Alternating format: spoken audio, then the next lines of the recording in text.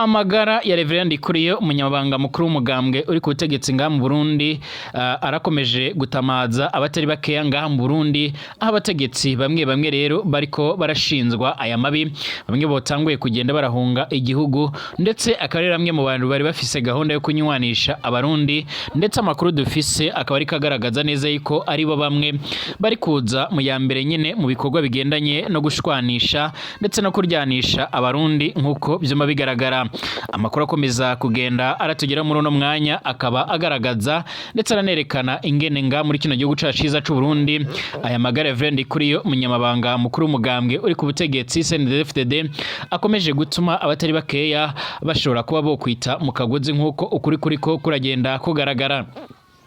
Ku munsi w'ejo harabaye amashengesho mw'ishengero ry'umutambukanyi w'umusi Petero Nkurunziza Pastor Denise Bucumi Nkurunziza muri Eglise de Roche aho haravuzwe byinshi aho byanavuze yuko Imana yabayishuriye byinshi. Hari bamwe bavuga yuko nyene n'ubundi no mu yandi mashengesho amwe namwe ndetse namwe mu bapasiteri canke imigwi yashyizweho kugira ngo icirasengera uyu Reverend Ikuriyo haragiye hahishurwamo byinshi cyane bigiye bitandukanye ariko gushika uno mwanya amakuru se atari vumbi akaba ariko agaragaza ndetse aranerekana ingene muri kino gihugu cacu ciza c'u Burundi nyine akomeje kugaragara ibara riremere cyane aho batari bakeya bakomeje kugenda barasigura ndetse baranazana ibintu bigiye bitandukanye. Hari bamwe bamaze kushimangira yuko nyine uyu mutegetsi yamaze guhabwa ishano ndetse gushika uno mwanya hakaba hari n'abategetsi bamwe bamaze kugenda barafatwa muri iryo bara nkuko bikomeje kugenda bigaragara. Ibi byaje gutuma hasohoka amakuru ateye ubwoba avuga yuko ngaha mu Burundi hari bamwe botanguye kugenda barahunga igihugu.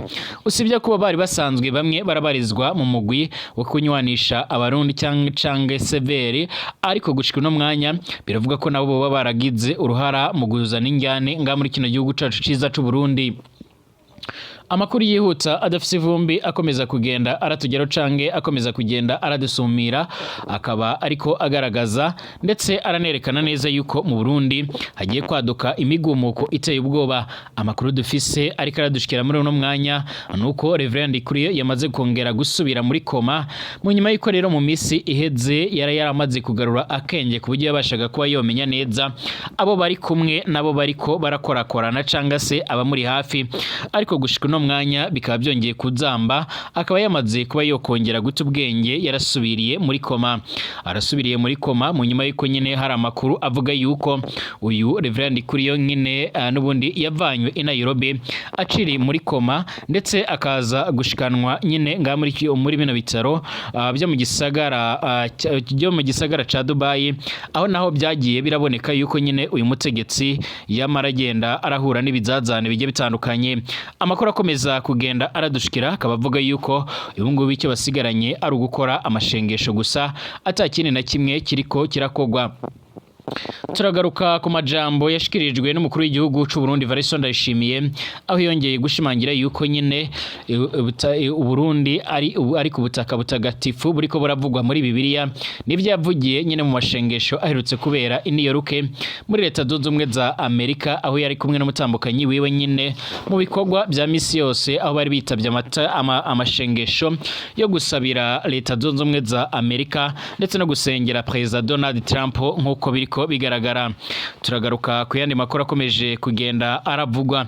Perezida Cyril Ramaphosa yaranavuze ibisabwa nyine nkuko bikomeje kugenda bigaragara aho Ramaphosa yavuze ibisabwa kugira ngo ingabo za SADC zibazova muri Republika Iharanira Intwaro Rusange ya Kongo. Mwiriwe neza mwese abanywanyi b'ibiganiro byacu kuba twumviriza muherere mu bice bigiye bitandukanye mwese ndabifuriza kumererwa neza ndetse nabifuriza amahoro y'Imana cyane.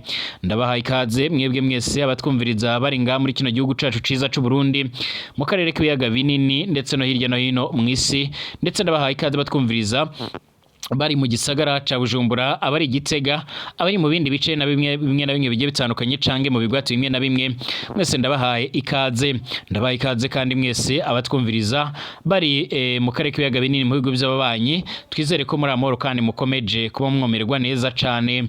Ndabahaye ikaze abatwumviriza bari mu Rwanda abatwumviriza bari muri Uganda Tanzania Kenya abari muri Kongo ndetse n'ahandi hose abari ku mugabane w'Uburaya Aziya Australia Amerika ndetse n'andi hose turabahaye ikaze mwese, ikaze kuri mwebwe mutwumviriza kuri no munisha kure yacu ana ya Burundi News TV. Ushobora kugira uruhara mu biganiro byacu, aho ushobora gutanga ibyumviro byawe unyuze ngaho muri komanteri kugira ngo nyine uce urumviriza amakuru n'ibiganiro byacu, ndetse ugaca uratubwira nawe uko uburi kurabyumva nkuko biriko bigaragara. Kaze kuri mwebwe mwese, reka amakuru tuyatangurire ngaha mu Burundi. Benshi barakomeza kugenda bavuga yuko ibikomeje gutuma amagara ya Reverend Ndikuriyo cyane amahaha yiwe yakomeje kwangirika ku rugero rudasanzwe, aho hariko harifashishwa ibyuma bimufasha guhema neza. Byaba ari bimwe mu bintu bikomeje kugenda biratuma ibintu birahindura isura. Bamwe mu bategetsi bagiye batandukanye bakaba bakomeje kugenda bagaragaza ndetse baranerekana neza yuko ibara rikomeje kugwa, ndetse abategetsi b'abarundi bashobora kuza guhura n'ibara riremere cyane.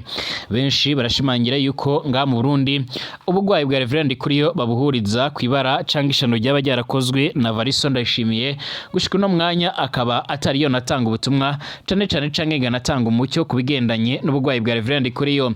Hari bamwe rero mu banyagihugu b'abategetsi bamwe mu Burundi ba muri Severi bariko baratangura guhunga igihugu, aho bamwe babona yuko nyene amabi yabo yatanguye kugenda arashigwa ahabona canke aragaragara.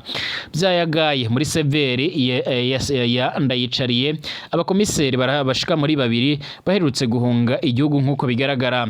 Basokuru nibo rero bavuga ngo agatu gatekeye amahwa rero karimena.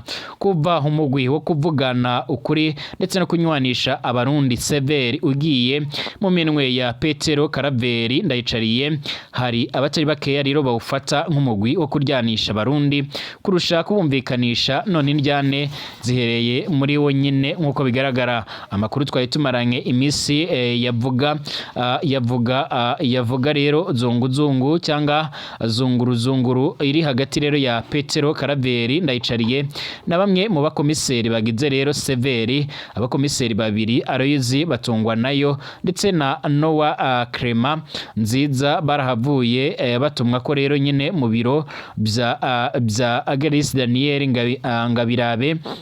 Ndabirabe umukuru w'inama nshingamateka. Uyu Ndabirabe nyine yoba yabagirije guhemuka nkuko bigaragara, ndetse no gusumira urusaku rero ikindi gihugu nkuko bigaragara, cyangwa se nkuko bizama biradusumira amatwi, aca bategeka gutanga imihoho mu buryo bwihuse. Bivugwa yuko kandi muri aba babiri bamwe rero nyine bari bafise amakuru agendanye n'ubugwayi bwa Reverend Ndikuriyo, aho biboneka yuko nyine bari bamaze guca baramenya ukuri, ndetse amakuru y'ibanga bakaba baciye barasabwa gutanga imihoho nkuko bizoma bigaragara.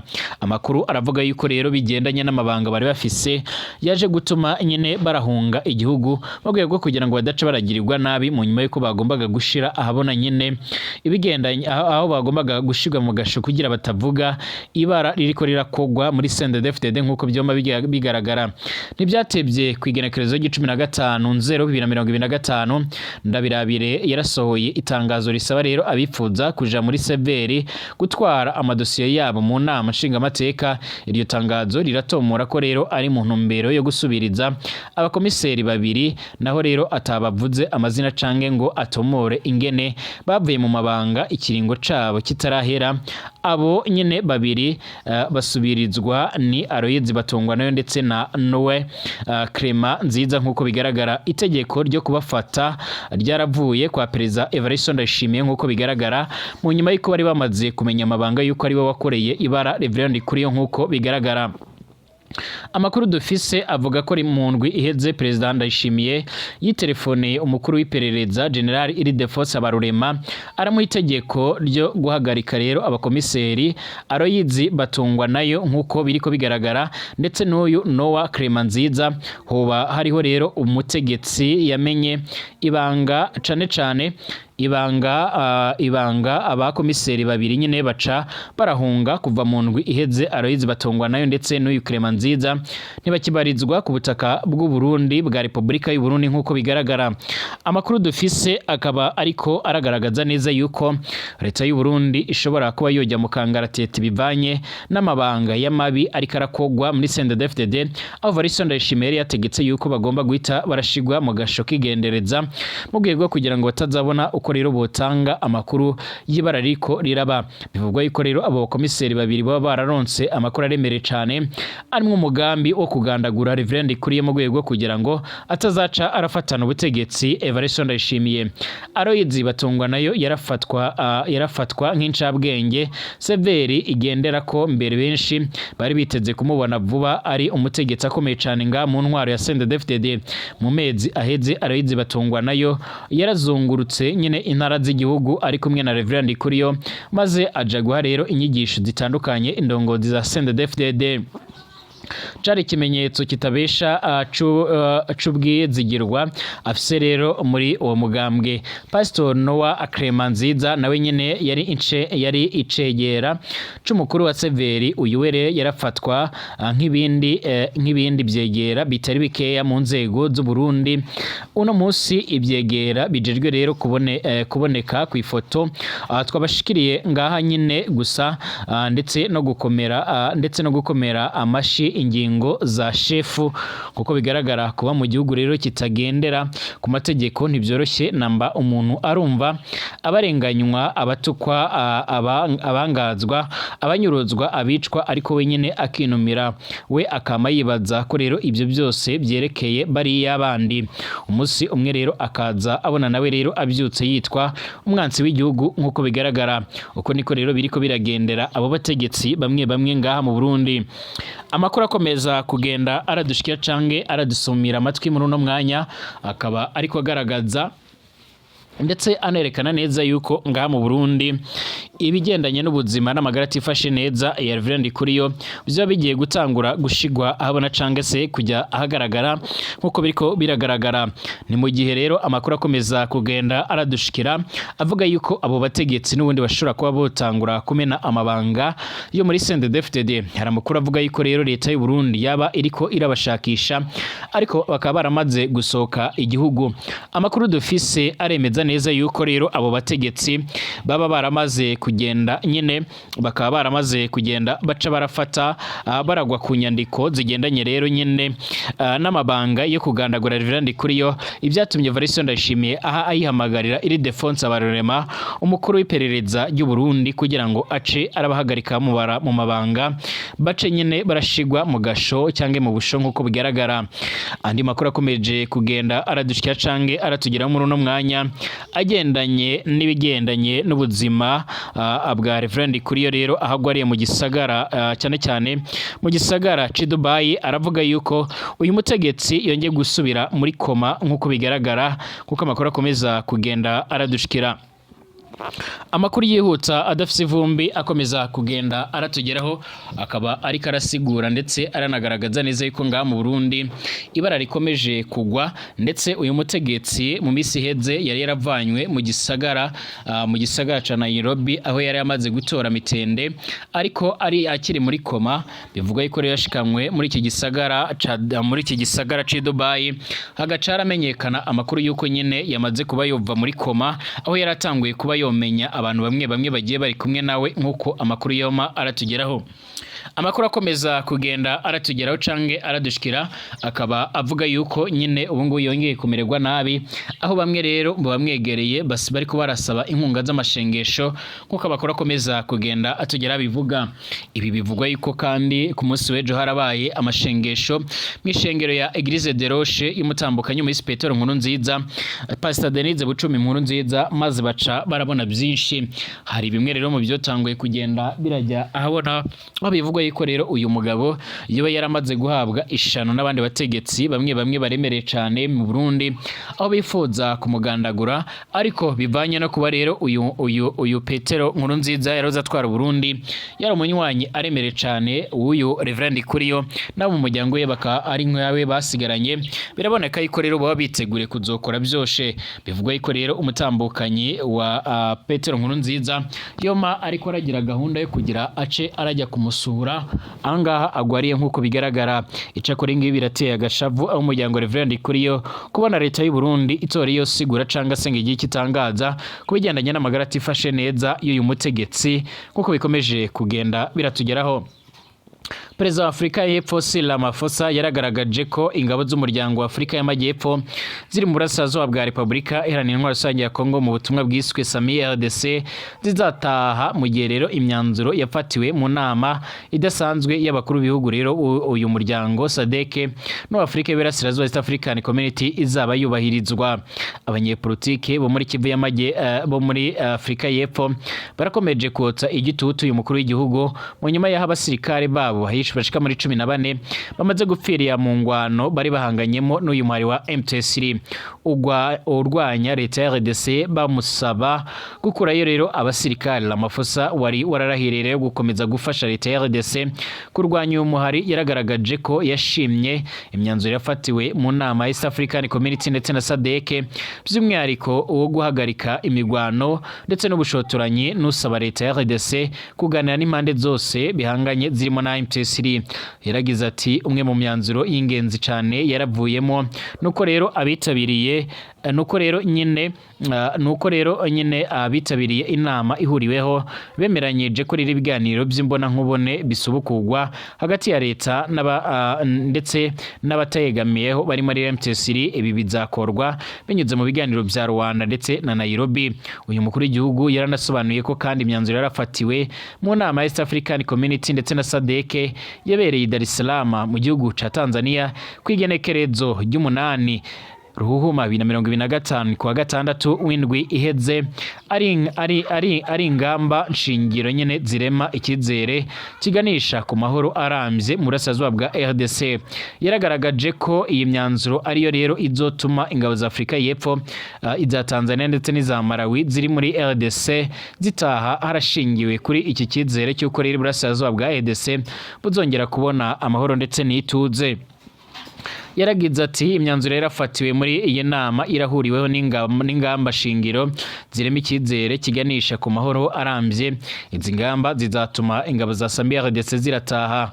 Perezida wa Malawi Lazarus Chakwera we yaramaze gufata icemezo cyo gucyura ingabo zabo mbere y'uko rero inama ya East African Community ndetse na SADC iba yarabivuze kwigerekerezo rya 5 Ruhuhuma 2025. Ramaphosa we yaratangarije abanyafrika y'Epfo ko izabo nazo zishobora kuba zotaha nk'uko bigaragara.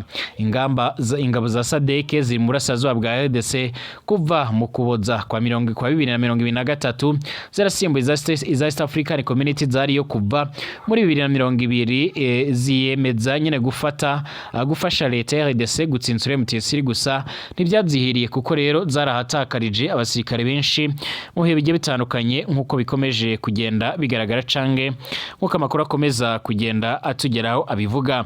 Gushika uno mwanya harakibazwa niba nyine hashobora kuba ahokorwa ibikorwa bimwe na bimwe bishobora kuba byotuma nyine izo ngabo zishobora kuba zohaguma canga se zishobora kuba zahava nk'uko bikomeje kugenda bigaragara cange nk'uko amakuru akomeza kugenda atugeraho abivuga. Tugaruke ku bindi bikomeje kugenda biravugwa nyine cane nga mu mujyi wa Goma nk'uko bigaragara. Amashuri aherereye mu gisagara ca Goma muri Republika Iharanira Intwaro Rusange ya Kongo yarafunguwe kuri uyu munsi wa mbere igenekerezo g'10 Ruhuma 2025 mu nyuma y'igihe kirenga ibyumweru 2 afunzwe kubera impungenge z'umutekano. Umuyobozi ujejwe uburezi mu ntara ya Kivu y'Amajyaruguru Ruca yarafashe icemezo cyo guhagarika by'agateganyo amasomo mu mashuri ari mu gisagara ca Goma kwigenekerezo ya 23/0/2025 ubwihuriro ry'ingabo za leta ya RDC ryari rihanganiye n'uyu muhari witwaje ibigwanisho M23 mu mujyi wa Sake ndetse no mu nkengero zawo. Uwo munsi leta ya RDC yari ifise impungenge k'abagwanyi ba M23 bashobora kwinjira mu gisagara ca Goma. Cane ko rero abari mu nkambi ziri mu nkengero zawo bari batanguye guhunga ku bwinshi, na nyuma yawe M23 imaze gufata Goma kwigenekezo ya 27 2025 amashuri yarakomeje gufunga imiryango kuko rero abagwanyi b'uyu muhari bari mu bikorwa byo gushakisha ndetse no gukuraho ibishobora kuhungabanyiriza umutekano. Kuko bigaragara uyu mutegetsi kwigerekezo g'9 Ruhuma 2025 yaratangaje ko nyuma yo kuganira na leta ya RDC n'ubuyobozi bushya bw'intara yarafashe icyemezo cyo gufungura amashuri. Uyu muyobozi yaratangaje ko hari amashuri yangiritse mu gihe cy'imigwano, arasobanura ko abayobozi bayo n'ababyeyi bayareramo rero bazabanza guhurira mu nama kugira ngo banzure rero uburyo azafungurwa mu byiciro mu nyuma iyo cyane cyane mu nyuma yo kuyasana. Muri iki gihe MTC iragenzura igisagara ca Goma n'ibigwati bigikikije, abanyagihugu baho baratekanye kurusha uko byahoze. Abacuruzi barahamya ko ibikorwa byabo bica biragenda neza kandi eko bikorwa rero amasaha menshi.